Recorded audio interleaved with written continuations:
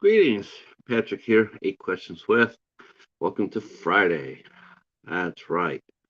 Yeah. So we are here for a Friday matinee. We'll be talking to our friend and fellow community member, Charles Cochran. Um, Many of you know Charles. He's a very avid supporter of a community. He also puts out great content, including film reviews. Um, he's part of the Dollar Tree Theater gang, uh, and he loves live music. So, of course, anybody who likes live music, that's definitely going to catch my attention. So we're going to talk a little bit of music. We're going to talk a little bit about films, maybe a little bit about some Michigan. Who knows? Whatever we talk about, it's going to be fun, and entertaining. Um, I do want to say thank you for last night. Last night we had one of our best shows in a very long time.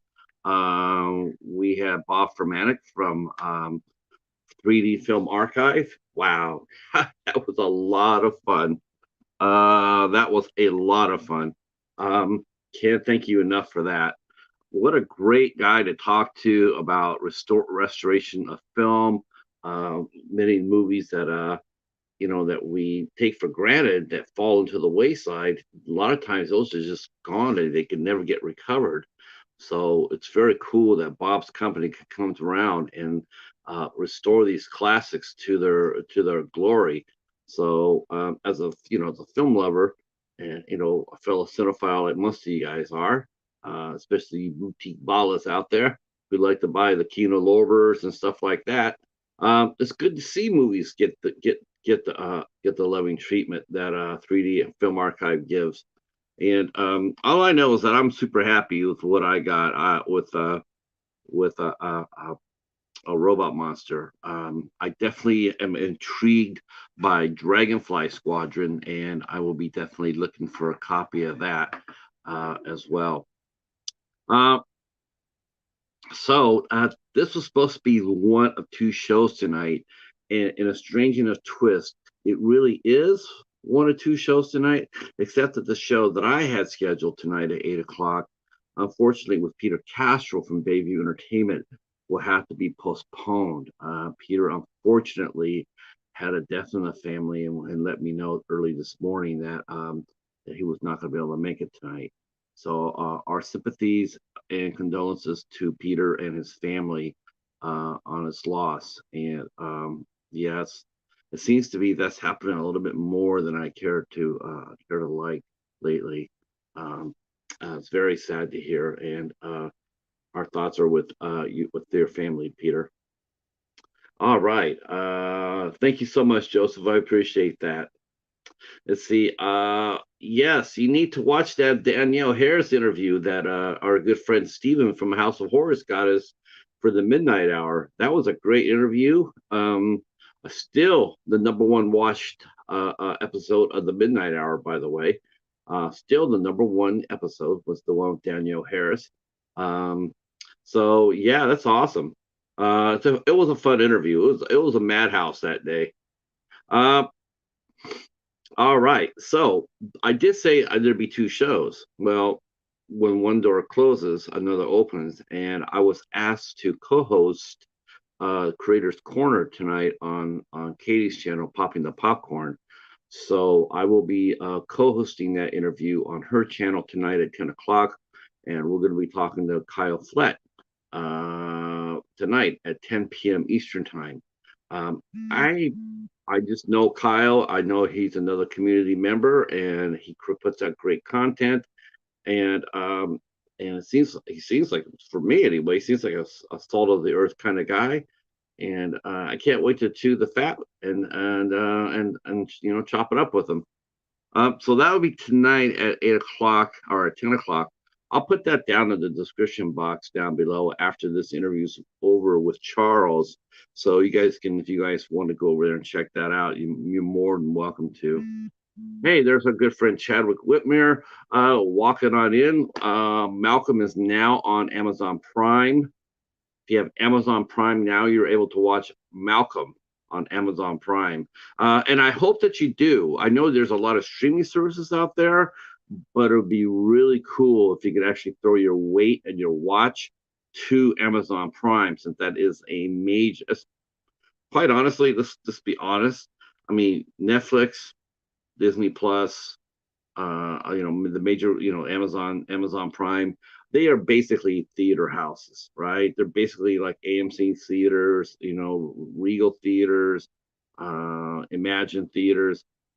So when you watch a movie on a Netflix or a Amazon Prime, you're adding a lot of a push to that film, and glad that Amazon Prime is still allowing independent filmmakers to show their movies on the platform.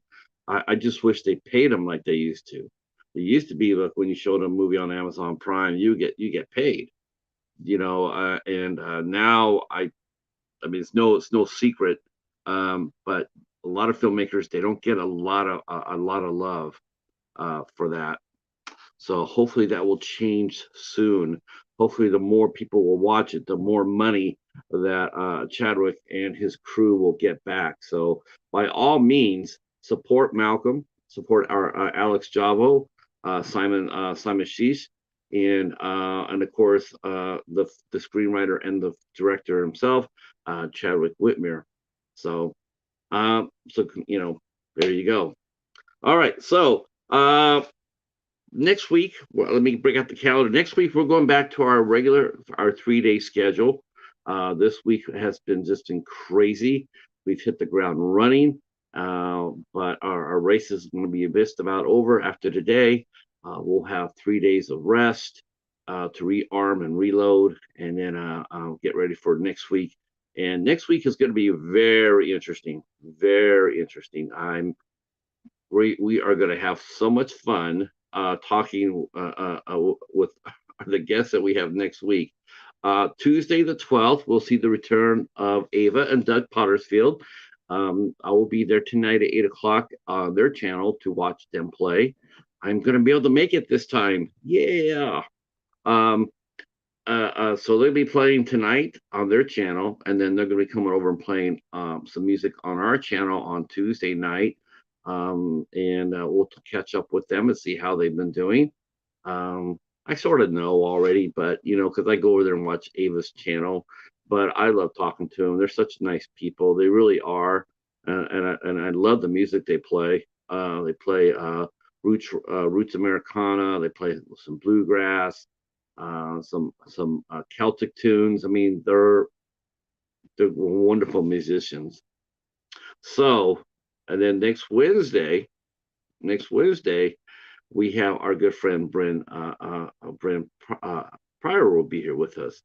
Now, I've sort of been holding this one close to my vest a little bit. No one seemed to have gotten it, so that's pretty cool.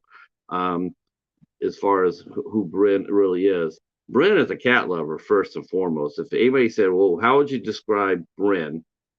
I would sit there and say he's a cat lover first, um, which is absolutely true. Um, and he is a man of many talents. I mentioned that before. He's a film director, a screenwriter. He's a Hall of Fame director. That's right. He's been named in the Hall of Fame for his directing. He's won many awards for his work. Um, and we'll be talking to him about that. And I can't wait to do it. I can't wait to chop it up with him. Um, and of course, next a week from Thursday, a week from well, on the 14th, I should say, we will see the return of Joe Leone. Will be back. Joe Leone, who's got his new movie called Breakup Mountain. He will be back on Thursday to talk about the film. We've had Joe on the show before, where he was talking about Reap, and that came out on Bayview, as will Breakup Mountain, also on Bayview Entertainment. So we will be talking to him about that. The poster for the cover of Breakup Mountain looks really really cool. Yes, Charles is the man. You know what? I'm so glad we're going to be able to get this in. Charles is very deserving of this. He really is. He deserves some more exposure. I'm really happy that he agreed to do it. It's going to help. It's going to help us see Charles. Charles he really is a tremendous supporter. He's like, he's one of those guys that will come in. He won't say very much. He'll pop in, but he'll sit there and watch you to the end. And how do I know this? Because he does it with me. He watches my shows. Maybe he won't be able to get there for the whole show, but he will watch replays. And how do I know that? Because he'll ping me on Facebook, and we'll talk about what he watched. So I know that he's watching. So I know he has, and I'm glad I watch his. I love his Dollar Tree Theater reviews. They're a lot of fun, a lot of tongue in cheek, and he is a master of the blind buy. Speaking of Charles, the doorbell just rang, so that's what it means. So share us out if you can, if you will. That'll be awesome. And please help me welcome in Charles Cochran. Here we go.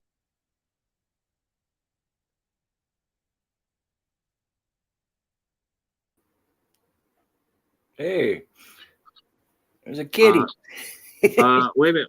Isn't it supposed to be, hey kids? Oh, hey kids. Well, That's well, right. I saw the kitty, and Oh yeah, that's the cheetah. He's our guardian. He's our guardian angel. That's right.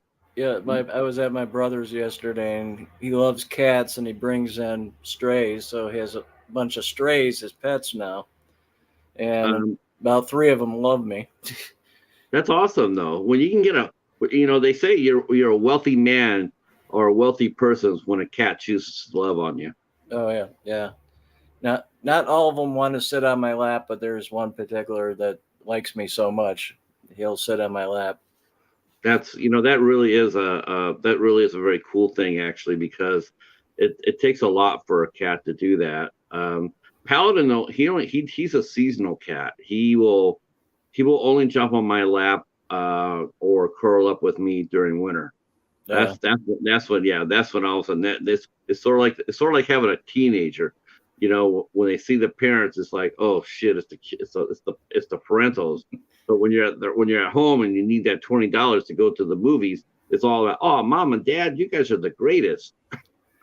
of course, Uh, back when we were young, it wasn't $20 to go see the movie. no, no, $20, you can be able to go. You'd be able to take a date out to go for dinner, the movies, snacks, and a Slurpee to end the night. Yeah, Now $20, that wouldn't even get you in with a date. That'd just get you in, and you and know, no snacks. I didn't actually get in concessions until the '90s. It wasn't something that like my mother would do. My mother was very thrifty, but Hmm. she would. I didn't even think about getting concessions until the '90s when I was starting to make money. My Um, yeah, when I went to the theater, it was always the same. It was like I would go into the theater and I buy popcorn and a soda. I had to have that. And then after a while, when it started getting higher, then I started thinking outside the box. Like when I moved to Michigan, um, what I used to do, I used to go to the AMC theater in Livonia, and I would always take food because there was a Taco Bell down there, and I go down there and get Taco Bell, or I get cheeseburger. Oh, it was cheaper that way. yeah, yeah, oh yeah. Um, Just to save money, I'm gonna have to stop doing concessions anyway. oh God, yeah. I don't even know. Honestly, we were talking about that yesterday about going to the movies, and I did not realize, I have not been to the show in years. The last time I went to the show, it cost me like $6 for a matinee. I did not know that tickets now to go to the movies are $15 at night. $15. Well, I'm not sure. AMC has lowered their price, but I think it's probably particular times. I'm not sure if it's. I don't go to AMC that much. Imagine's like not even 15 minutes away from me. Uh, Right. but like concessions over there, this is good for a large group, not me. But medium and large, you can get a refill on popcorn, and unlimited, and there's an unlimited for drinks, all sizes, and at least that's one good thing, giving back. It used to be $6, not that long before COVID. Of course, they Hmm. have to, they got hurt by COVID, so they imagine matinees like $8 now. Of course, if you go by the uh, website, it's $1.50 to a fee. Uh, I forgot what movie. Strays. For my birthday uh, free ticket, I went to see Strays, and it was $1.50, and Um, I earned where the birthday so free. so you got $1.50 discount for your birthday. Well, yeah, if I went to the box office, it would have been just flat out free. But I like to predetermine where I'm sitting. I know you have a problem with that, but I have Yeah, no. See, I hate. the times I go, there's barely anybody in there, so Yeah. it doesn't matter. Sometimes I could, you know, one time I went. Oh, it was the second time I saw Terrifier 2 at AMC, and they have the same thing. Uh, the seat that I was assigned and the one next to it had a bunch of cheese all over it. Oh, That can be an honest accident. I've done that before at that AMC, but I had to sit over a bit. And it was kind of fun because there was a large group of people right next to me, and about middle of the movie they walked out. oh. That's kind of like what I wanted to. Had enough of that Seth Rogen ass, right? Can't. Terrifier 2.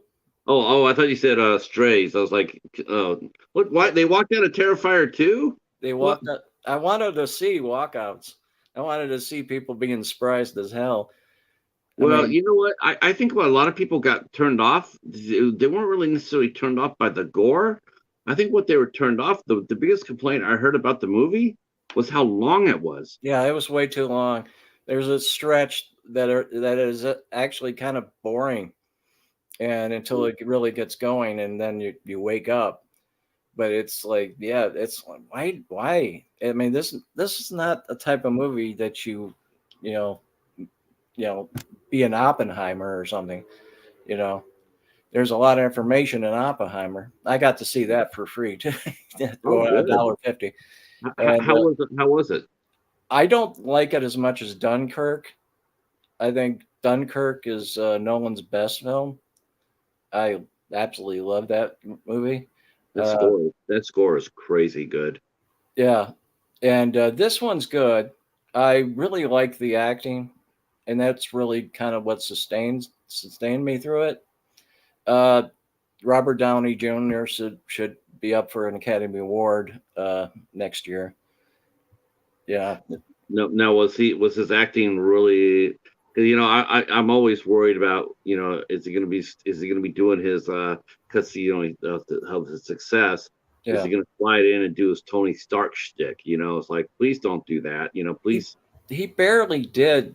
You know, I think he consciously tried to avoid that because it's straight acting. The Tony Stark thing is a little over a Hmm. bit, and there's a part when things don't look good for him later in the movie that he's yelling, and it kind of seeped through a little bit. But of course, it's the same actor, so you have to Right. kind of expect that.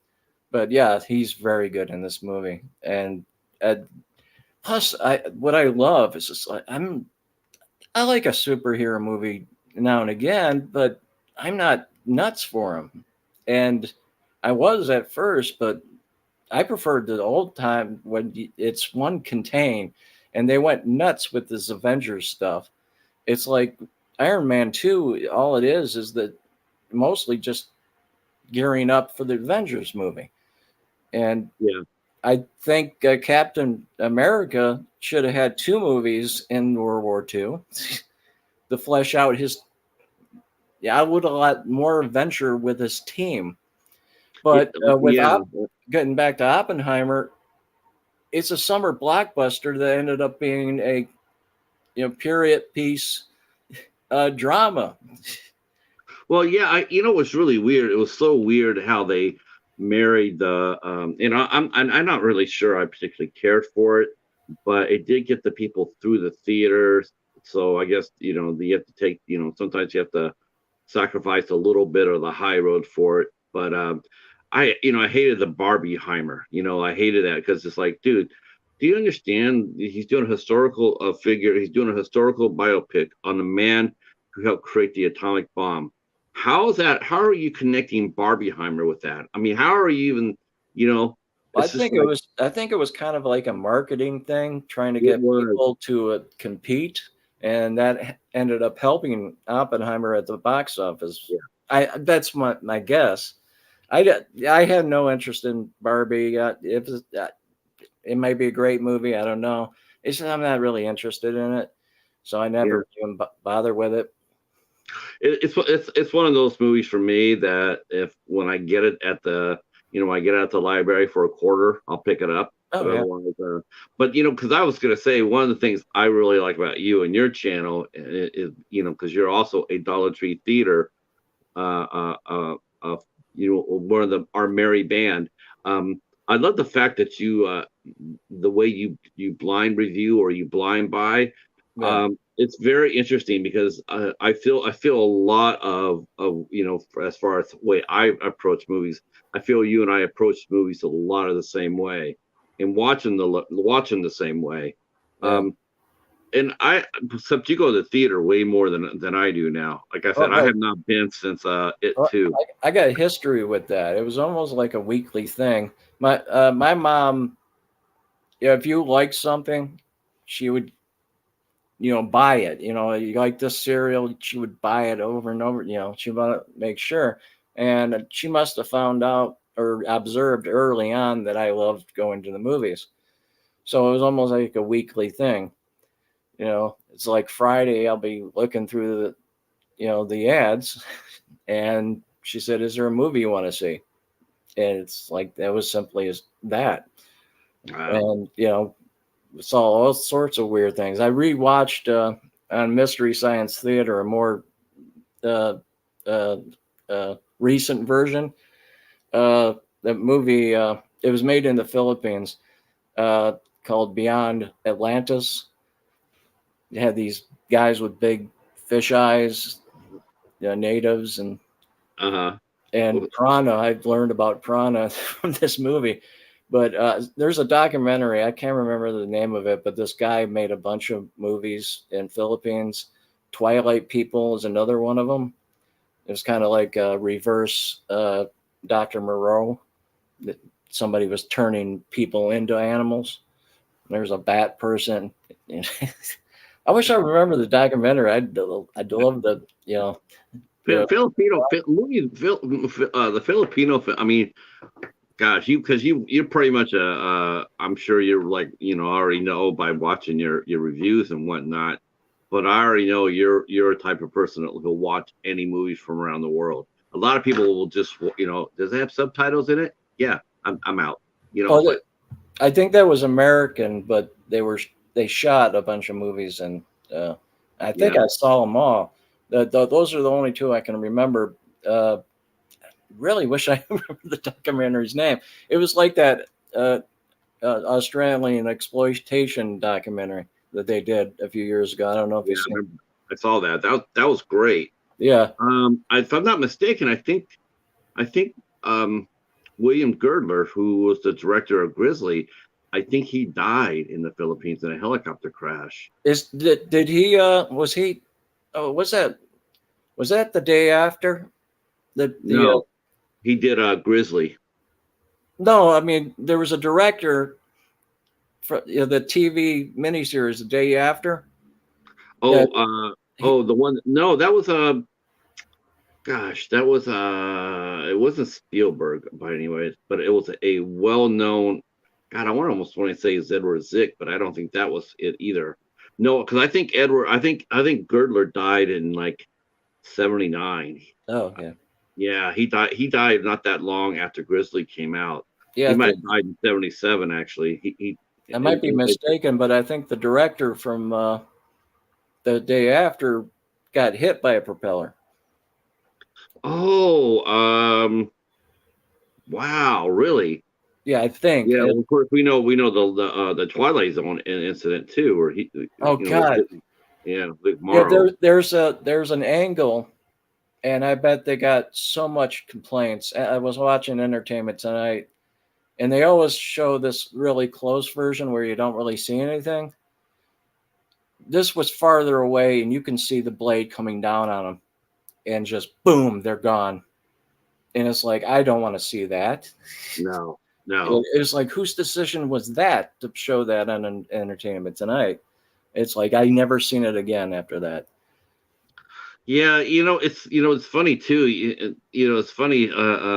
Some directors, a lot of people, they make the mistake.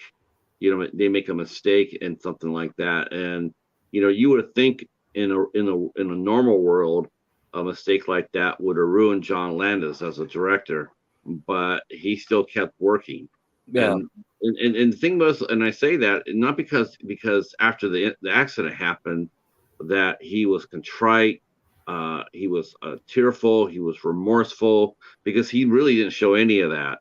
And yeah, the other thing that really was so appalling was the fact they still used a segment, which still even today really just blows my mind. Like, yeah. you're still showing that after what happened to those people. You didn't have a plan B. You didn't think about, well, you know what, we're just going to come up with a different story, and then we're going to slide that in. I mean, I to this day, I can't watch that movie. No, To actually know you're watching somebody die on screen. It's just no, no yeah. thanks. And Um, that could have been a special segment because that was the only original story in the movie. The other ones were remakes of episodes. Yeah, but it's like, they didn't even consider that. Yeah. They didn't. They didn't. It's like, well, we're gonna keep it on budget, or if their cynicism, the cynic in myself is sitting there going like, yeah, they probably didn't want to spend the money to make another one, and they want to exploit what happened to get people into the theaters to see what Oh, happened. I agree with that. I agree with that. Careful talking about John, or soon their fans will attack you like they did to me. Well, they can step right on up. They can step into the ring with me and the Cheetah. Yeah. And Charles. Shit. What? Into the ring by 2, out by 6. You know what I'm saying? It's like, that's how we roll here. Yeah. Um, what were some of the early movies that you really liked? I mean, what was the one movie that really and hats off to your mom too for encouraged you to go to the movies and doing that. That's very cool. Yeah. My mother was like that too with me reading books. She would get me, if I was in a bookstore and I pick up the book to look at it, that night I'd be, oh, by the way, after the homework's done, maybe you want to read this. And so she was very supportive of me as it came down to reading. But now, when you were going to the theater as a kid, was she going with you, or did you guys go together, or she would just go there and slip you a little bit of money and drop you off? Well, I would have to be older. There was in 1970. I had to do research on this. 1973, there was a movie theater called Northgate Cinema. Real small screens, three rooms, very dirty bathrooms. uh, yeah, she would drop me off sometimes for some movies with friends, and we would walk home.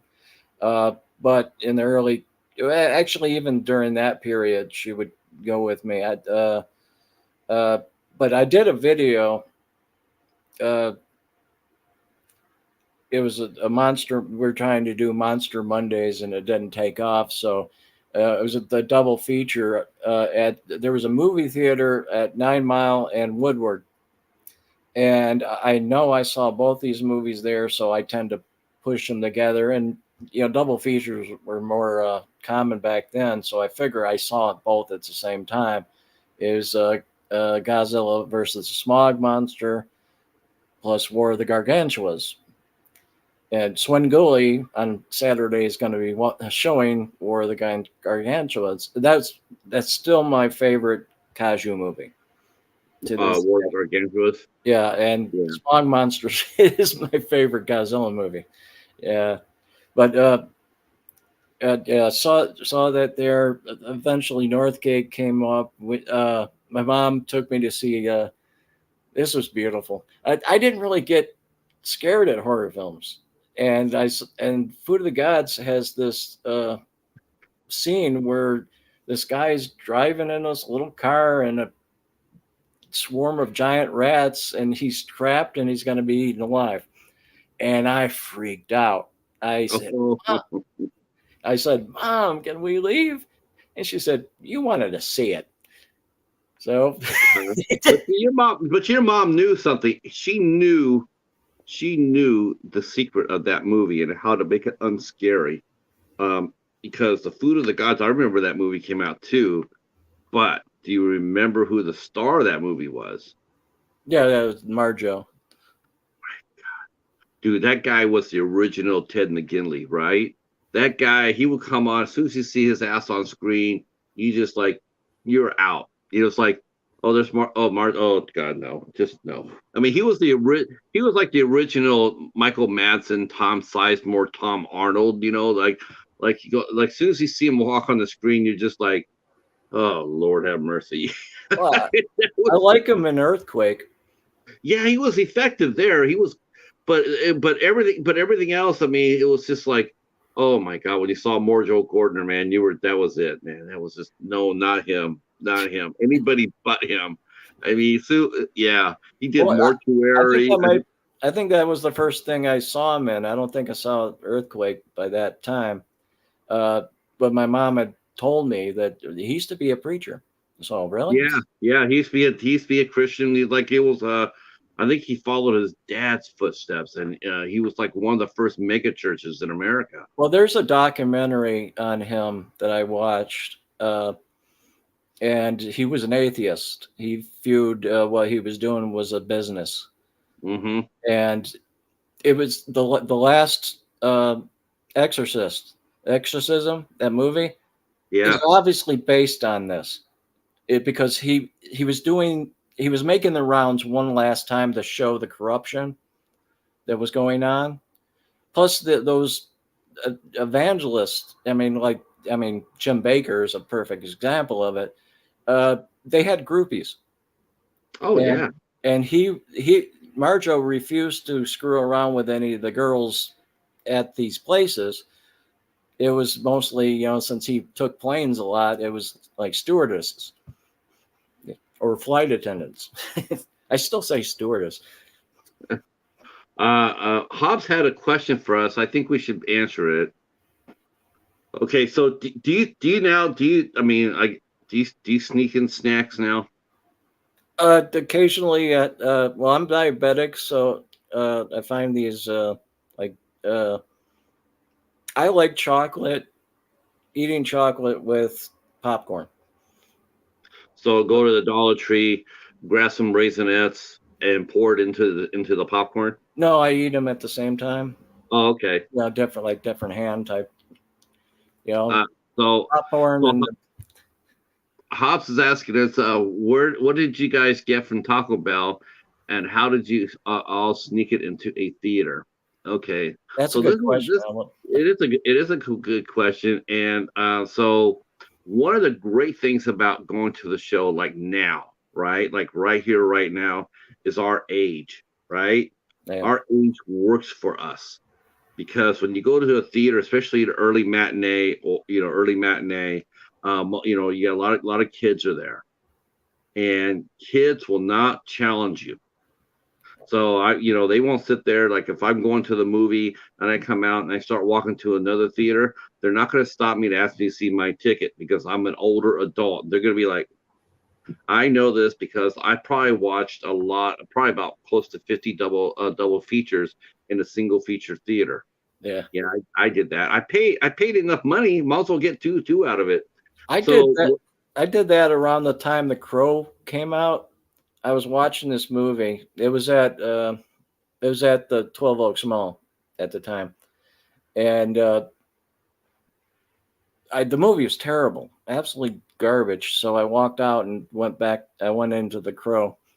It was about halfway done, but it was a better movie. So, but what you're saying is true because imagine if this might be true for other places. If you buy it online, you don't have to show that you have it. I did it that the first two times I did that, but if you go at the right time, you can go in and pick a seat and not pay. Really?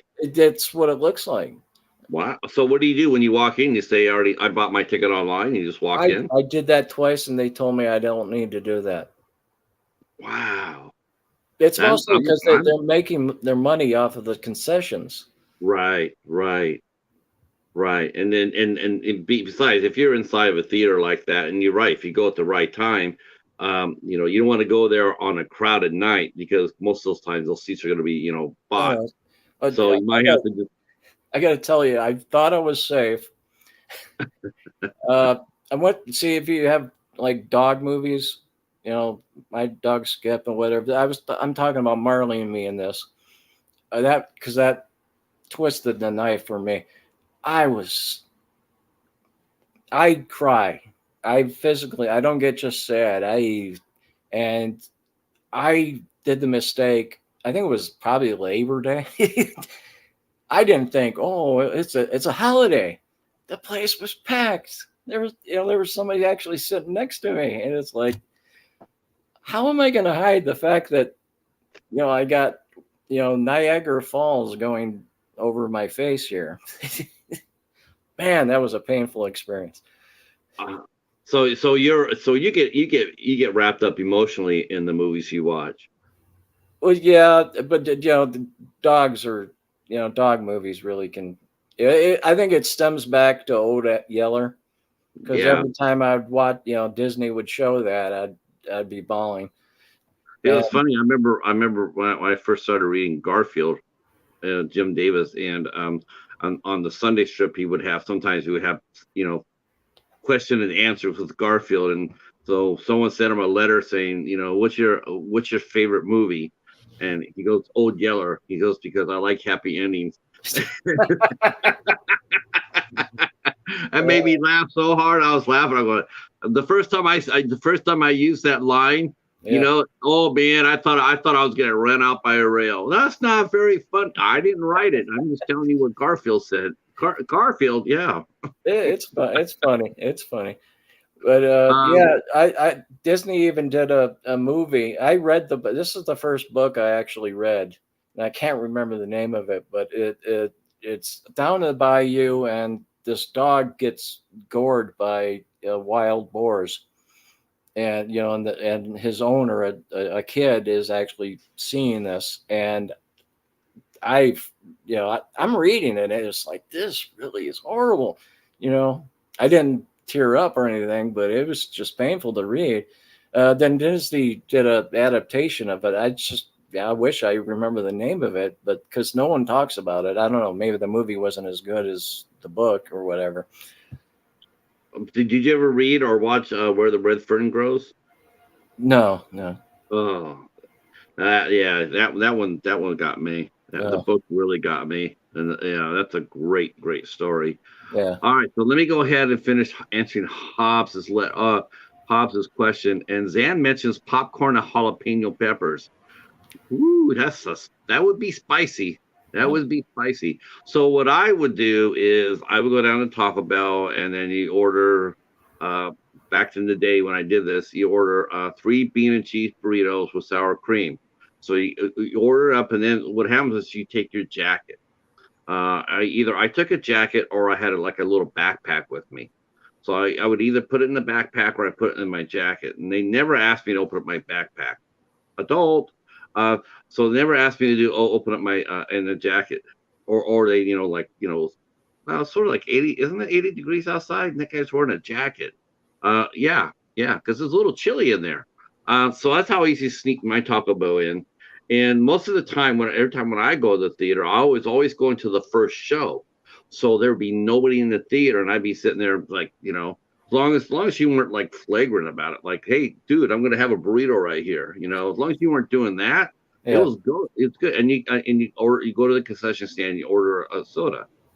So, but I remember one time, Charles, is that I mentioned this. I told the story once, but I went to my regular theater at the regular time. I'm going to go like, okay, I'm going to go see Spartan with Val Kilmer, written by David Mamet. I So got a I get used to the copy of theater. that. That's a great movie. Great movie. It's probably my Um, favorite movie with Val Kilmer in it. definitely definitely my top Yeah. three or four. So I go inside, and most of the time the theaters are bone dry empty. Maybe just a handful here, a handful there. I'm going in the middle of the week. I'm going like Wednesday, Thursday, and there's nobody in the theater. And I go to go see Spartan. I open up the door, and everybody was there watching Spartan. Oh, Everybody in the theater. It was packed. It was packed. I had to go to the front. I had to go to the front to get a seat. There's yeah. no seats, and I'm like, oh, okay, this is not good. Then you had to sit there, and then you had to wait until they start the movie. Like until the movie started, then you had to sit there and wait before you broke out the burritos, because everybody's sitting there watching you, and you're not really sure if all of them are gonna be okay with you eating a burrito. They might be sitting there, you might get one of those early Karens that were saying, "Hey, you can't be doing that," which no one ever said to me. Well, But or worse, that they end up going up to the concession stand and trying to order a burrito. Yeah. yeah, yeah, where's that new burritos you guys are selling? What burrito? All right. So that's how I used to sneak it in my jacket or my backpack. Let's see. Let's see. Let's see. Oh yeah, I guess yeah, Echo's mentioning some people actually have what they call a fake belly, and basically it's just something you put around your midways, and then you have snacks in it inside. I've heard about that. Let's see. Matt is saying ice cream sundae and nachos with the works, but must eat nachos before. See, I would that would cost enough to buy a car to do that. Well, I Um, was thinking they mixed the nachos in with the ice cream. I was gonna say, please don't tell me that. Um, Casey mentions his friend took Taco Bell out of his pocket one time last year when we were in the theater. Not sure what type of burrito it was though. It was probably a bean and cheese, Casey, because those are the ones that don't really spill over too much. Because you don't want to get one of those ones that's packed with, when you eat it, it's going to end up all over your shirt. So you go bean and cheese and sour cream, you're good to go.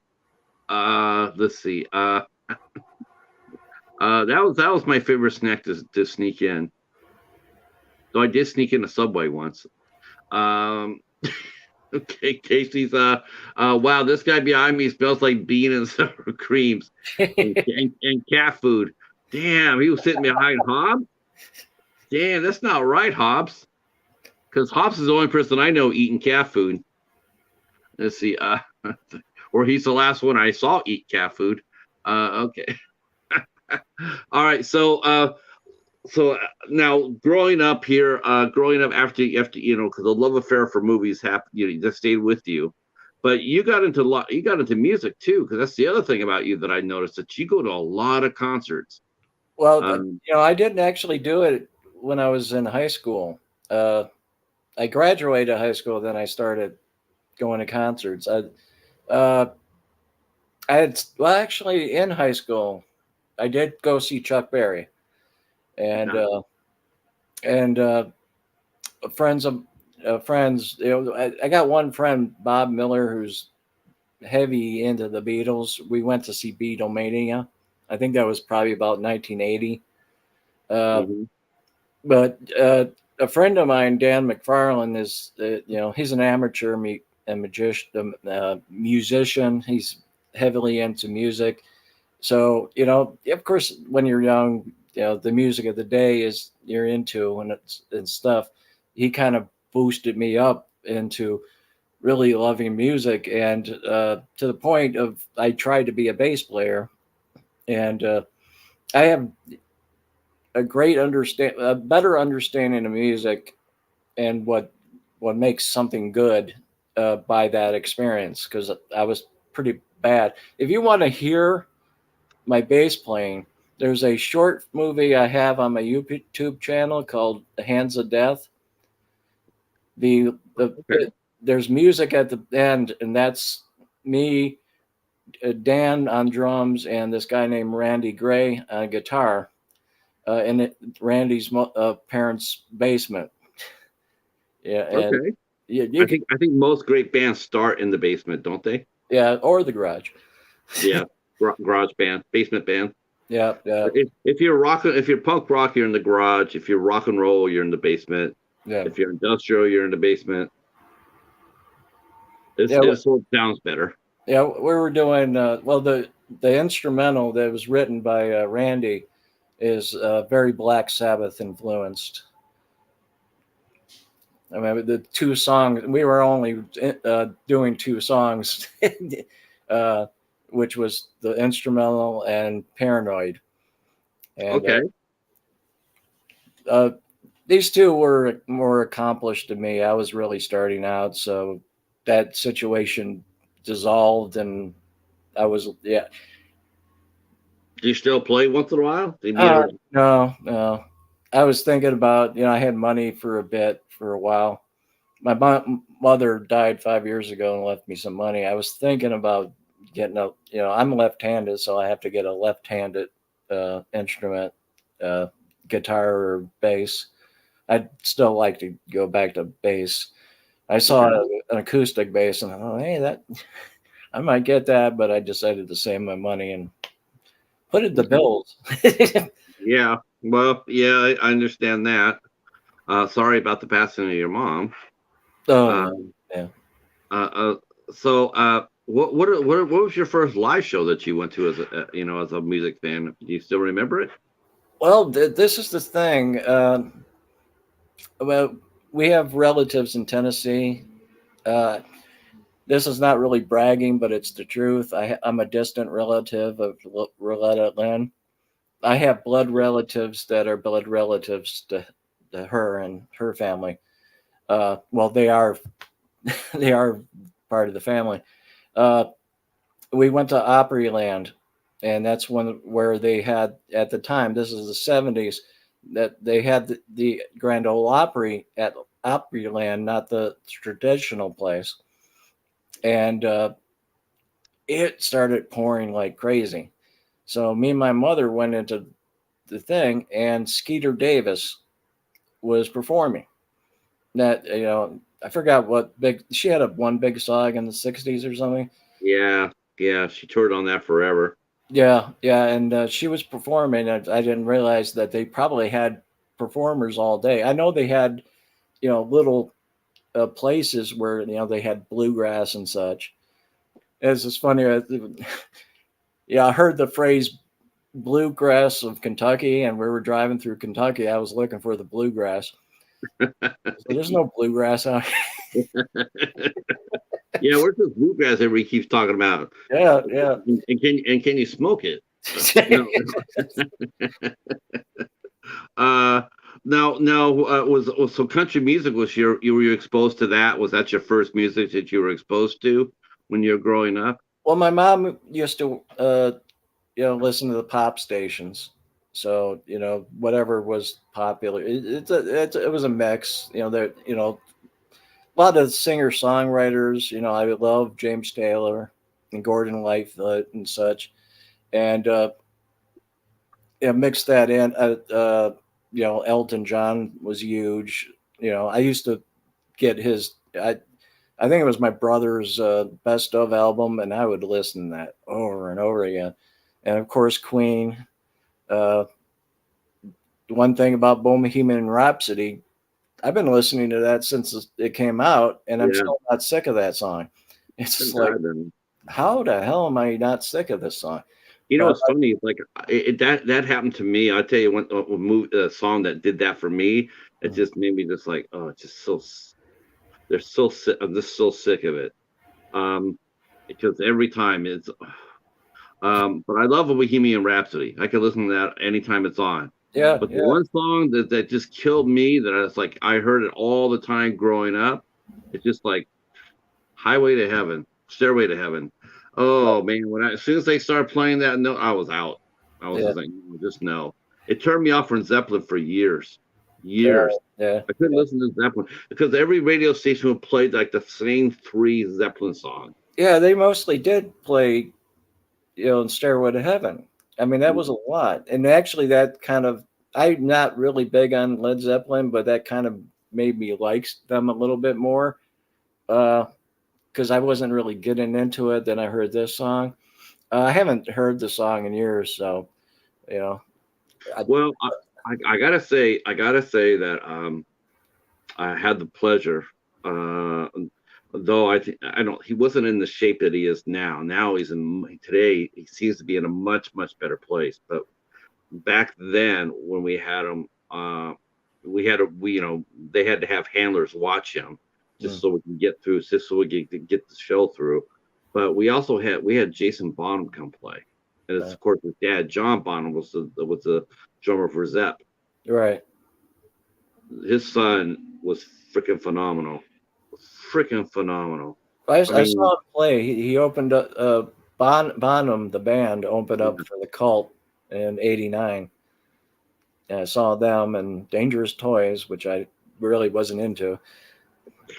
But getting back to the country, my dad would listen to country stations. So, you know, have you ever seen the most beautiful woman in the world? yeah, Well, back then, when country songs used to tell stories. yeah. Well, I mean, it's all corporate. You know, before most music has that 3.5 minutes radio time. You get out there and the music comes out and you got 3.5 minutes to 4 minutes for your song. Back in the 70s, when the country music, man, you would get people talk about American Pie.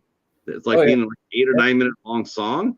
There's I a lot of country songs that are right there. There wasn't a cut version either where they were No, playing on the radio. no. Let's see. Let me check the chat real quick.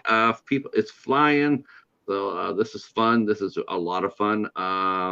See, Anthony walked in. Hi, Jen. How are you? And Jen says that Charles has an amazing channel and makes amazing videos. I agree with that, Jen. Thank you so much. Thank Yeah, you. Thank you, yeah. John. Casey says never seen that. Did see some girls who snuck in some grass into a concert in her front pocket. Sheesh. Some bands that just people just they wouldn't even try to hide it. Let's see, like go to a Grateful Dead show or Oh, there's they had more than marijuana at the Grateful Dead show. I feel the same way about the song Cat Scratch Fever. It was overplayed so much. Oh God, you're not kidding me. Oh my God. The one, yeah. Well, especially around here. Oh You yeah, know, I went to his headquarters my first visit here. yeah. Let's see, it shook me all night long by the Scorpions. Was that the Scorpions that did that? Yeah, it shook, no, or the ACDC. Yeah, AC/DC. ACDC. Yeah, Or yeah. return to Pooh Corner. Well, I Um, got sick of what was that? I Melt with You. You know. oh, that was a good one. Yeah, but I'm Yeah, not that tired was of a good that one. song, but it was just like, oh my god! Every time you switch anything on, it would be playing that song. It's like, Mm, oh, yeah, it's a good song, but calm down. yeah. Let's see. Jared mentions a teacher of his says that he went to the same school as Jason Bonham. That's awesome. Dan says the song that he can't stand. Oh my God, this is blasphemy. He says his was the Time War from Rocky Horror. Every single college party. in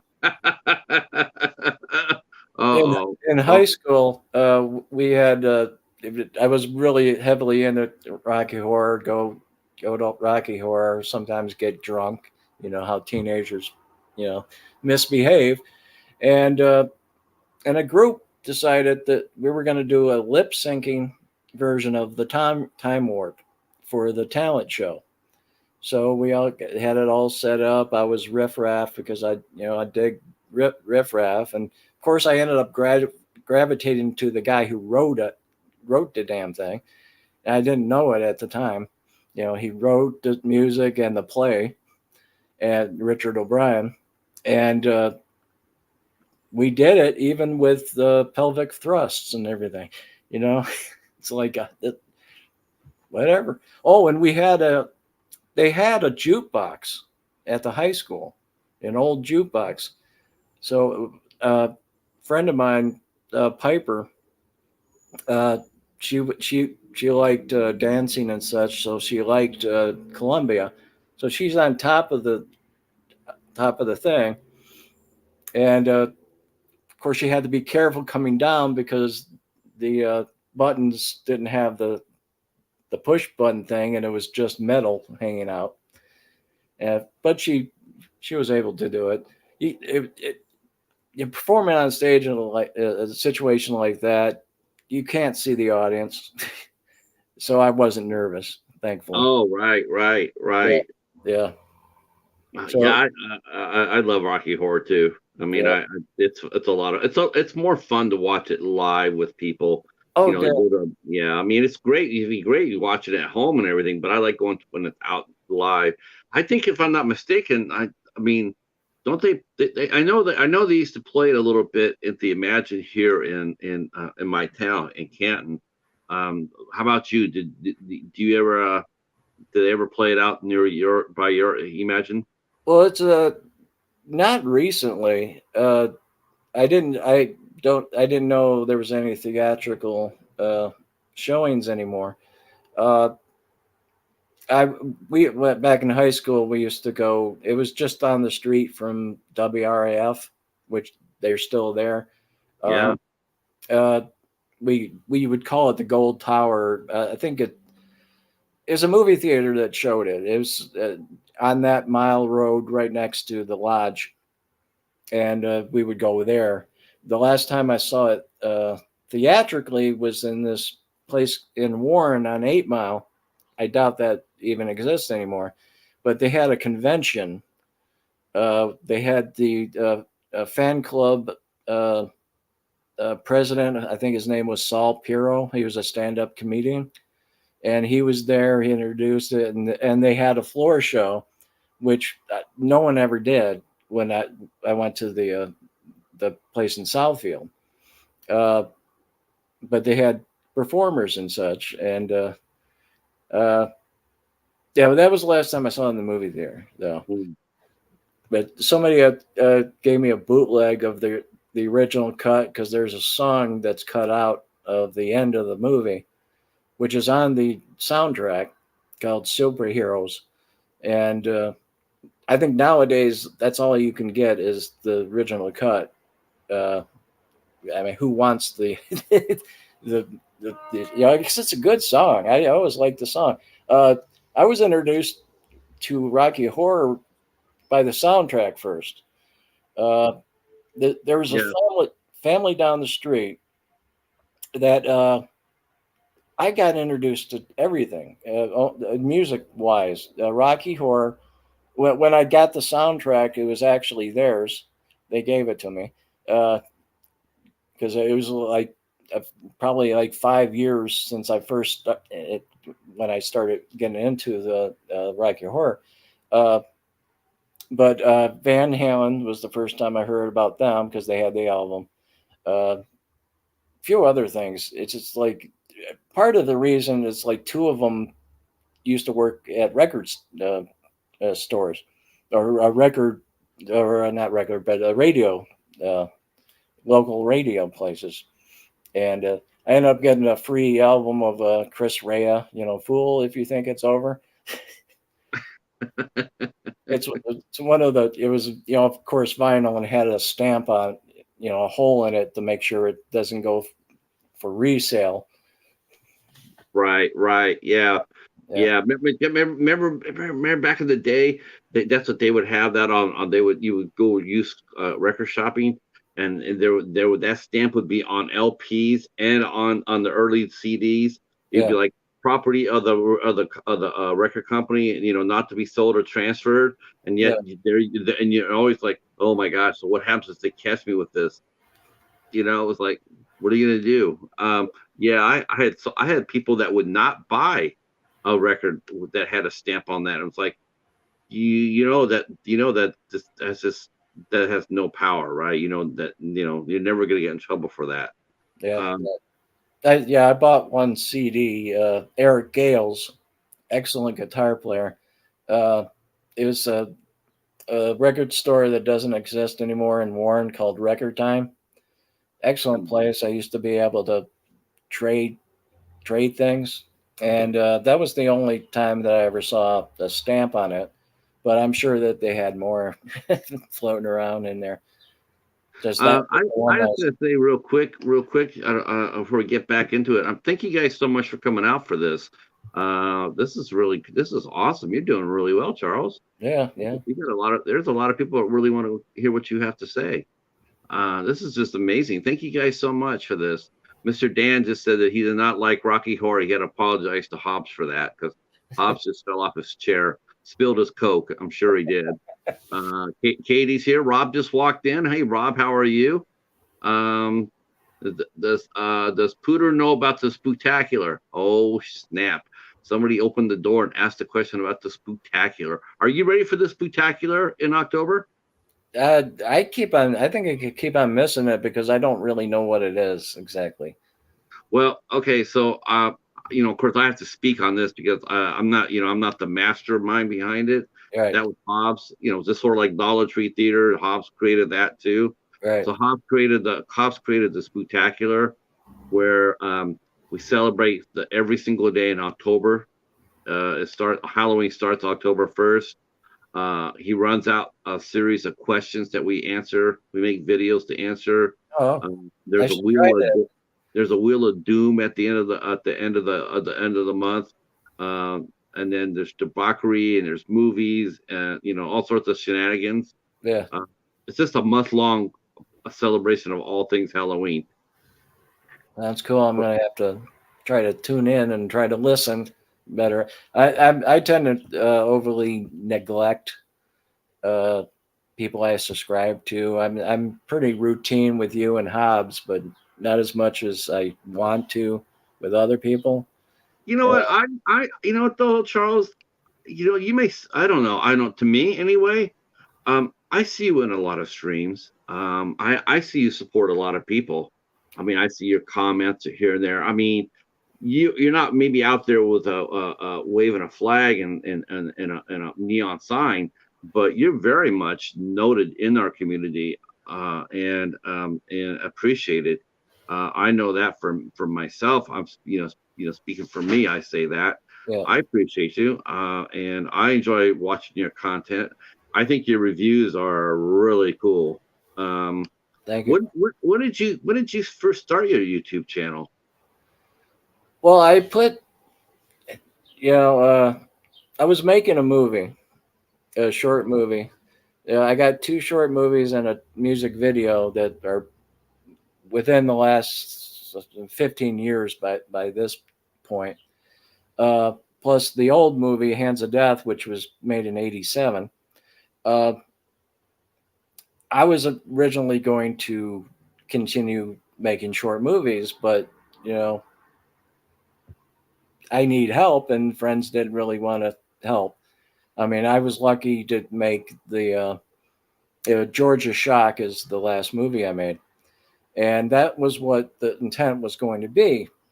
But then I started watching other videos. There was this guy. I watch him on TikTok more than I'd watch him on YouTube. I forgot his name, but I think his channel's called Tony Has Five Fingers, and he was doing unboxing of. Oh, somebody left. But Buffer. okay, he was doing unboxings of especially horror pack. And I got into a horror pack, so I started doing unboxings of that, and then it went into reviews and other things like other than unboxings. But that was probably 5 or 6 years ago. I mean, this type of contact, the unboxings plus the reviews. Hmm. Yeah. You got into the Dollar Tree theater as well. Yeah. You're a blind buyer though, so let's talk a little bit about that because that's a lot of fun. That's one of my favorite things about talking about when people talk about movies. Yeah. It's not the ones that go out there and buy the obvious ones. It's the ones that will.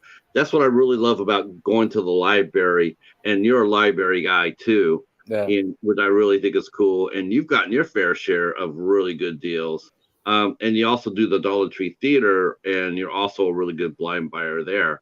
Yeah. So walk us through like a day. Let's say there's a new wave hitting the Dollar Tree. So Yeah. what do you look for when you look for a movie that you don't know anything about? Well, some of them, the good ones, I forgot the name of it. It was a it was a AI type science fiction movie about you know the, these robots, you know, coming to life and stuff. It looked interesting, so I picked it up. I mean, that's pretty much the bottom line. Uh, a lot of the blind buys, truthfully, I get. It's like that Scorsese movie I reviewed for Dollar Tree Theater, Boxcar Bertha. It's nothing. I never even heard of that, and I saw it's Scorsese. Oh, why not? But other ones. I mean, I know there's this one. I forgot the name of it, but you did a review of it and you hated it, and I did a review of it, and I thought it was very good. But Uh that oh. one was a Uh oh. chance. What movie was that? I think it was called The Banished. Oh yes, yeah, okay, yeah. Oh, I didn't even make it out of that movie. That's Really? right. You were like, yeah, this is pretty kick ass. I'm like, yeah, it is pretty kick ass. He's kicked my ass. Uh, yeah, I remember that. Oh, yeah. But isn't that weird how that works out? I mean, Yeah. that is weird. Yeah. Well, yeah, you probably sensed it because I ended up saying it was sort of, I don't like the term, but it was like an elevated horror that A24 might release. So you might have sensed that it was sort of A24 ish. So Man, honestly, I wish it would had been A24ish. I could have probably handled that. It yeah, was just, oh no, I remember that. Pooter's sitting there going like, dude, he loved that movie. Oh boy. So I think I'm in the minority in that. But you know what though? That happened though. You know what though? I don't feel entirely bad yeah, because our speaking of our leader of Dollar Tree Theater, so he watched and reviewed a Dustin Ferguson movie and he liked it. And I'm just sitting there. I must have been staring at my screen for at least a half hour. My eyes were starting to burn from the strain because I just couldn't get over the fact that there was actually someone sitting there going like, yeah, I like this Dustin Ferguson movie, and if you had taken a screenshot of me, it would have been like this.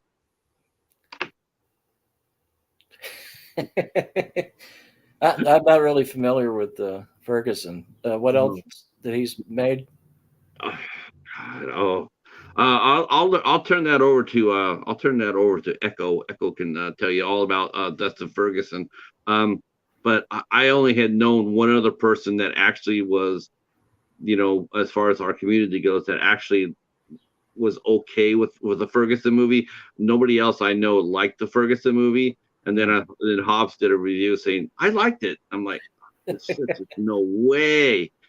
He must be out of coke or something, or he needs a doctor. He needs a Dr. Pee or something because nobody likes Dustin Ferguson movies. What movies have you ever what movies do you remember watching that you just said, oh hell no, and just bail on it?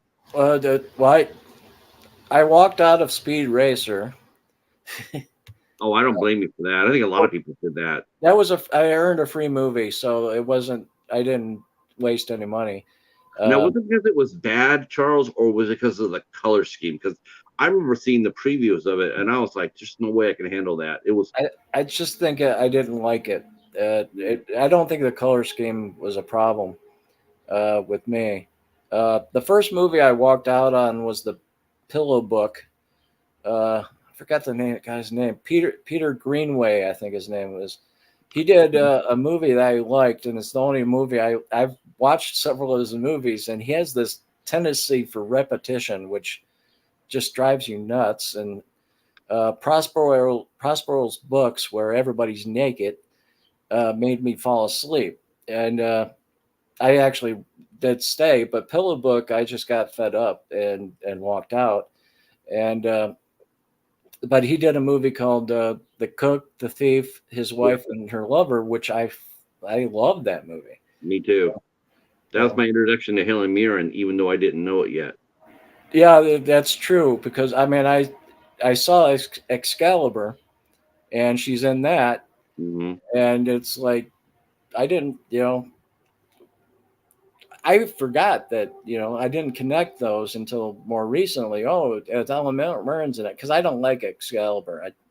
I thought that movie was boring. The only thing I liked about it was the guy who played Merlin. Every time he was on screen, I woke up, Right. I remember seeing him. I remember. God, I remember this. I was watching Spawn, and he came on and he started doing the narration. And going like, "Holy shit, Merlin's here!" That is the same actor, right? It is. Yeah, Nicole Williamson. Yeah. That's cool. That's awesome. Cool. I have to find more movies with him, because I really liked him in Excalibur. Yeah, he's got a great voice. Yeah, and I ended up finding out Liam Neeson was in it. I bought a Blu-ray of Crawl the last few years, and Liam Neeson's in that one too. What movie was that? Crawl?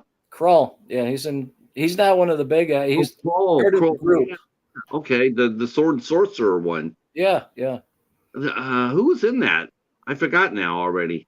I forgot the actor's name. I don't think it was Reb Brown. He was pretty popular back in the day. No. And it wasn't Mark Singer. Hold on a second.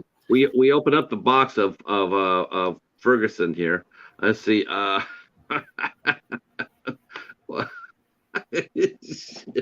Oh boy, here we go. Yep. Yeah, I'm still recovering from that. Okay. Oh shit. My glasses are not in this room. Ken Marshall. I'm not sure how to pronounce the girl's name. Lisette Anthony. Freddie Jones was in it. Anthony. Yeah, she was a beauty. Yeah, she's cute. Yeah, that's thing that does this weird VHS, even though VHS for these type of things would be down here. I think that's the Mill Creek. I think that's a collection of those. There's like they released several of those like that. That's a whole series. How many movies do you own in your collection? I don't know. I have all the stuff in the cases. Then I got those. There's a good example. Things like this. Right. Where I got like 3 big ones. This is not full yet. The key word in that is yet. Yeah. Ready or Not, Avatar, Cleaning Lady. I have 2 versions of that now. Don't Breathe 2, Relic, Empty Man, which I still have not watched, but I heard was excellent. Was that Relic the IFC one, or is that the one with I think it's a different studio. AFC doesn't really come to the theater that well often. I remember when it was one of those movies that looked like one of the movies that people usually hate. It's just like the new movie Talk to Me. It looks like what did it call? I forgot the name of it, but it's like a game, and it opens up evil. And there's movies that aren't exactly popular that do that, and this new talk to me is actually is a hit. It's still Oh, out. yeah. That's actually turned out to be A24's number one supernatural hit. Oh It yeah, it is overtook it overtook A24. Hereditary. Yeah, and Yeah, yeah, it's very good. It's very good. I also enjoyed Last Voyage of Demeter, and it's like, why are you releasing a movie like that in the summer? You know, they buried it. right? August is not exactly the place to open a movie like that on. You needed to open it up. That needed to open up in June or July. You know, Well, if it or was, maybe February. Maybe well, February. I was thinking October. It would be a perfect thing, and they're setting it up for a series, and it's not going to happen. This is the Okay. second movie that Universal made. It was a Dracula movie that bombed, and both of them movies I like. You know, Dracula Untold and Demeter now. Uh, Yeah. Do you like the major studio stuff? I mean, you go see that more, or do you like the independent films more? but everything depends on two things for me: directors or subject matter. If this So actors don't play any part into what if you pick a movie out. Usually, my favorite directors have a lot of the actors I like, but Okay. Well, who are your favorite directors? uh, I really like John Sayles. Unfortunately, the studios pretty much crushed independent film, the type of films that he made. So I don't remember the last movie I saw of his. John Carpenter's a great influence. Uh, Cronenberg. Uh, I like Romero, Yeah. and you know, you end up having Spielberg and Carpenter come up at the same time, and it's like I preferred Carpenter over Spielberg. I like Escape from New York more than Raiders of the Lost Ark. So You know what? Honestly, that would be, yeah. Honestly, that would be, yeah. Because I happen to love Escape from New York. That's my favorite Carpenter movie. yeah, that's a Yeah, good. that's my favorite. That is such a kick-ass movie. I mean, the score and everything else. Wow, I'm actually starting to think of if you put that up against Raiders of the Lost Ark. I mean, wow, that would be very close because I enjoyed Raiders of the Lost Ark, though I think my favorite one was Last Crusade. But I did like the Raiders of the Lost Ark. But I'll tell you one thing though, as far as their first horror films go, though, I think Spielberg absolutely crushes Carpenter, and that is Duel is a hell of a lot more Oh, scarier than Halloween is. oh yeah, I agree with that. I remember when it was first aired. I couldn't understand why we never see the and why it was even happening. I was a child, and I hadn't experienced it before. And yeah, that was I prefer the European version because it has the best scene in it. It's the version you see nowadays, and it's when the truck is trying to push Dennis Weaver into the train. Right. That was not in the theater or the TV version. They had to pad the time for the European theatrical release, so they added that. Yeah, I was listening to the commentary to that, and I remember they mentioned that Yeah, Duel is like I Duel is just an amazing movie. yeah, Now, it's one of those movies that you hear this over and over and over for different reasons. They sit there and say, "Well, you couldn't make that movie today," a lot of times because of the political atmosphere per se. But yeah, now it's almost to the point. Now it's like you really couldn't make that movie today because the technology would basically has rendered that obsolete. Back that's and to me, I think it's the reason why Duel's more effective now as a movie yeah, because that that would at the time that it was released, they were at their edge of their tech right there. They were as advanced as they could get, yeah. and I oh man, that's a great movie. Um, Well, one of the things, I mean, you don't need technical things uh, when you have a filmmaker as good as Spielberg. I like Spielberg. Well, the '80s I had a very big issue with the 80s, especially with cinema. I'm kind of on point with Quentin Tarantino. He said the 50s and the 80s were bad for cinema, low points in cinema. And I think that's probably why I kept on pushing toward, horror and, more that type of stuff. At least that was being creative. Uh, yeah, I did like movies like Terms of Endearment and The Verdict and such, but the 70s had so much better movies. Uh, consistent. The 70s are honestly, I mean, do you feel it the same way? Do you think the 70s of all the decades of watching movies, are the 70s the totally the bleakest period? No, It seemed like every movie in the 70s always had just a crushing ending. some of them do. I mean, a Yeah, lot of them I don't know do. that I'm not talking, as much about content as much as film style, Hmm. because the 80s, you know, one of the things that, and Spielberg bowed down to this pretty heavily. Uh, I didn't even get a VCR until 85, but because of the video market, studios ordered uh, directors to shrink the aspect ratio, and Spielberg bowed down to that hard. Uh, Thankfully, the 90s came and erased all that.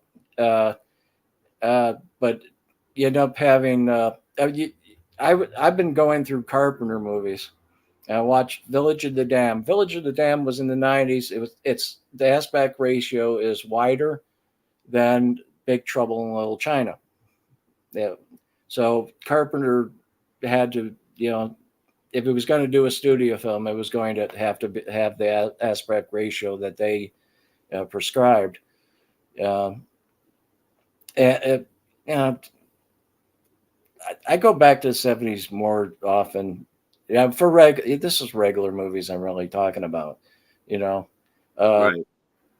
but I know what you're talking about. It's like I really got disturbed. My mom took me to a double feature of The Mechanic and Mr. Majestic, Oh, Bronson. yep. And it really disturbed me that the lead character dies at the end of The Mechanic. It's like, Yeah, oh my god! And plus, that movie's dark as hell. I it mean, it's is. a PG-rated movie. If we're talking about, especially with the rating system, the way the state of it, it made sense to me in the 70s. Doesn't make sense to me now. Uh, I mean, there's hardly any G movies, and Yeah, and the, I was just talking about that yesterday. yeah, Saying how there's just very few rated G movies being released at all. yeah. Like at all. I Well, mean, and even the PG G movies. movies are PG. I rewatched the Apple Dumpling Gang, and there's gunplay. No one gets killed, but Of there's course not. smoking, and it's Right. a G-rated movie. Uh, you also have this was I think this is 1970. Uh, Beneath the Planet of the Apes has the lead character getting blown away by a machine gun graphically. Yeah. James Franciscus gets shot up. Bare Yeah. chest, blood But all that's over. the but that's That's the a 70s G-rated though. movie. It Yeah. was considered a family movie. Yeah. I think the 70s were just so dark. Everybody talks about the 80s horror. And it's like, man, you want to see horror? You go back to the 70s. Every movie. I was thinking all the great movies I watched. Man, it was just like nobody got out alive. What's that? Yeah. Isn't that a saying? No one gets out alive. Man, that's 70s cinema for sure. And I too remember. Let's put this to the chat real quick. So here's a question for you guys in the chat. What was the first movie that you guys can remember where the hero died? Where the hero died? Now, we'll probably get a lot of those Sam Jackson ones, but where was the first movie that you remember where the hero died at the end of the movie? At the end of the movie. So we'll take away Big Blue Sea right off the bat, though that was a shocking moment. For me, Well, I can tell you the first movie I saw where the hero died. And it's funny because it's so weird because it's so related. But yesterday we were talking to Bob Fermanik from 3D Archive. We were talking about Robot Monster, and we're talking about, so I was doing black and whites. I was doing black and white films. I was like, I'm in, this is cool. And well, what else do I got? So I went and I got this to watch this public domain movie because I'm doing 31 Days of Halloween. So I grabbed this movie to watch. It's called Monstrosity, and it was, I guess, it was produced by a guy named Dean Dillman Jr. And it has a narrative by his younger brother. So younger brother did a narrative for it. His younger brother was Bradford Dillman. Bradford Dillman did a movie in the 70s, I think 74, called Bugs. And he was the first time I ever saw the hero die on screen, because he got caught up, he got killed, and he had to run into to kill the bugs. He had to like jump into a pit or something like that to take them all with him or something like that. It was the first time I ever saw the hero die at the end of a movie. I was blown away. Well, you can't really, I mean, they had a re-release of Butch Cassidy and Sundance Kid. That was like 69, and this about 73. And you can't really call them heroes because they're criminals. And the mechanic, there's nobody redeemable in that movie, but they were both. I remember us kids seeing Butch Cassidy and Sundance Kid. Oh, maybe they somehow got away. Echo saying the first time that he saw a main hero die was in The Cowboys. That's right. That's a really, really good one. That's in the 70s. Thank you very much. Yeah, John Wayne's character, I think Bruce Stern kills him, and people were coming out of that going like, "What?" I remember that.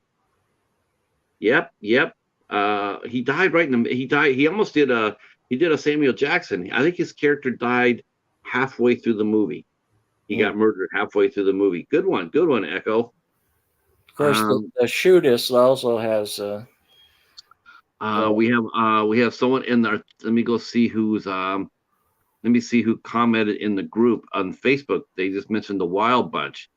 Yeah, that's right. Yeah. They all died. They all got shot up in the end. That's a good one. I want to see who commented on that. Let's see. Give me 1 second here. We're dual streaming, so this pops up in the Facebook as well. Holy cow! A well-known, famous artist, Luis D. Martinez. Oh, man, I really need to get him on the show. He mentioned the Wild Bunch. Yeah. That guy is top drawer too. Of course, a more recent movie, very 70s in its film style, has that type of ending that you love so much. And that's No Country for Old Men. Yeah, that's another one, right? Does he walk away from that, or is he going to walk off and die somewhere? Because he got really banged up at the end of that movie. Well, yeah, the guy who murdered the people, right? But yeah, he was going to be just fine. He was almost like a ghost. There's a, or at least his perception of him. He's probably not even sure if he exists, because he talks to this one person and he asks him, "Can you see me?" And I just saw a video analyzing that, and it's like he's almost like a force of nature. And plus I heard that psychiatrists all kind of voted for him as the best psychopath depiction in film. But I'm talking, I would definitely push. I would definitely push the Doctor from the Human Centipede into that race. That guy was absolutely insane. As far as insanity character goes, I'd probably push the Doctor from the Human Centipede out there to throw out there, because that guy was crazier than batshit. Yeah. What's the craziest psychopath you've seen on a movie? Oh my God, there's so many of them. Well, And just about they any talk role that about Joe Pesci. realistic. I don't know if a mad scientist is realistic. I mean, essentially that's the one thing I think is so cool that mad scientist movies are still being made. Yes, And science is still looked at with because we don't understand a lot of it. It's still looked at. It's still used for fear. You yeah, know, like what if? You know, I well, you felt have you know. Cure for Wellness. Um, has everybody seen Get Out? Because that's a mad scientist movie. You know, Uh, uh, it's that's a major spoiler to that movie, but that's what it is. Perfect Sense is another one. That's a really good one. It's a dark one. Which one? Perfect Sense with Ian McGregor and Eva Green. I don't think I've seen that yet. Yeah, that's really good. That's yeah. Contagion, Carriers, Mm, anything that has to do with illness or mad science. yeah. Um, yeah. Charles, man, this has been awesome. I want to thank you for coming out and hanging out with us, man. I had such a great time with you, and you're gonna have to do this again. And Oh, and it's not gonna be as nearly as long, that's for sure. I should have had this done earlier. You're a well, you great forgot that one day. Well, you know what? You know what though? Well, you know what? I did that at the last minute, and you know what? That was wrong of me to do that. But I'm glad I was able to get you here for this one. And like I said, we're gonna do it again. And I know your schedule changes all the time, which is Yeah. really one of the reasons why I played havoc into setting up this interview because you work a lot. Yeah. Well, during the week, if it's a normal schedule, I work during the week. Midnights on the weekends, I work usually 12-hour shifts starting at 6 a.m., which is the opposite. You know, I almost thought I wasn't going to be any good because I was feeling drowsy like crazy before before the time came. But you start talking, I wake up. That's right, especially when we're talking good movies and bands and all that good stuff. I want to thank the chat for coming out there and hanging out with you and supporting you. That's awesome. I appreciate it so much. Yeah. Next week we have three shows. We have Ava and Doug Potterfield will be with us at on the 12th, Tuesday the 12th. Our friend Bryn Pryor will be here with us on the 13th. Well-known Hall of Fame film director. Um, you might know him underneath his other name, Eli Cross, but he's going to be here with us. Yeah, now Charles is like, let me look that up. Yeah, once you see who he is, you'll laugh. Um, but yeah, he's going to come out and hang out with us. I've known Bryn for a long time, and so I'm really excited to be able to talk with him. And of course, on Thursday, we'll have the return of Joe Leone will be back with us, and we'll be talking about his brand new film, Breakup Mountain, and we'll be talking to some of the cast of that movie as well. I will be back tonight at 10 o'clock. I will be back at tonight at 10 o'clock on Popping the Popcorns channel.